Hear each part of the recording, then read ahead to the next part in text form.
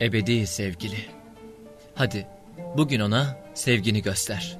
Sevgililer günü ya bugün. Onun için bir şey yap. Ona kendini beğendir bugün. Seviyorum diyorsun ya. Hadi göster sevgini. O neyi seviyor, neyi sevmiyor öğren. Ve sev onun sevdiklerini. Sevmediklerinden uzaklaş ki o da sevsin seni. Seven elbet sevilir ama lafta kalmasın sevgin. Hadi bugün göster ona sevgini. Sevgililer günü ya bugün. Bilirsin, seven hep sevdiğini anlatır. Bülbülün 100 hikayesi varmış, hepsi de gül üstüne. Bugün ulaşabildiğin herkese onu anlat. Onu ve onun en sevdiğini, sallallahu aleyhi ve sellemi. Telefonla yüz yüze, kavlen ve fiilen onu anlat.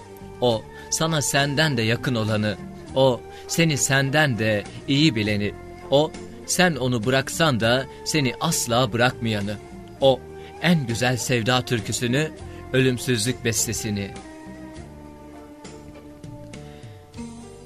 Sevgililer günü ya bugün, bilirsin. Seven hep sevdiğini düşünür ya. Bugün sen de hep onu düşün be dostum. Onun hoşuna gidecek bir şey yap. Memnun et onu. Mesela şimdiye dek isteyip de yapamadığın bir emrini uygula bugün. Eğer örtülü değilsen hiç çıkarmamak sözüyle bir başörtüsü al kendine. Kılamıyorsan bugün namaza başla. Mesela Kur'an'ı mutlaka öğreneceğim de. Biliyorsan öğretmek için bir talebe bul kendine. Bir ayet ezberle ve uygula onu.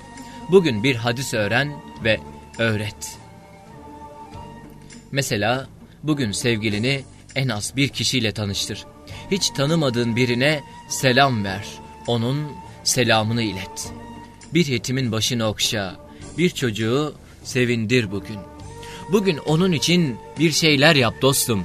Ama yalnız onun için. Nefsini hiç karıştırma. Cennet hesapları yapma bugün. Karşılık bekleme. Karşılıksız sev. Zaten öyle seviyorsun ya. Pazarlıksız, riyasız olsun her yaptığın. Bugün şöyle bir düşün be dostum. Sevdiklerine ve hatta sevmediklerine ne kadar çok vakit ayırıyorsun. Fani dediğin şu dünya için ne kadar çok çalışıyorsun. Yarım saat sürecek bir ziyaret için 10 dakika, sadece 10 dakika sürecek bir yemek için mutfakta ne kadar kalıyorsun? Nazlıca ağlayan yavrunun sesiyle nasıl fırlarsın yataktan o soğuk gecede? İşverenin ay sonunda vereceği 3 kuruş için nasıl kahredersin kendini?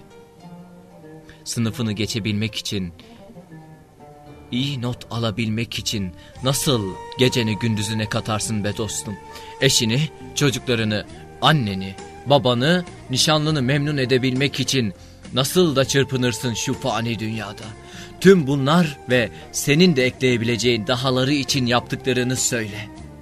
Yüzde kaçını Allah için, Rabbin için, Habibullah için yaptın bugüne kadar?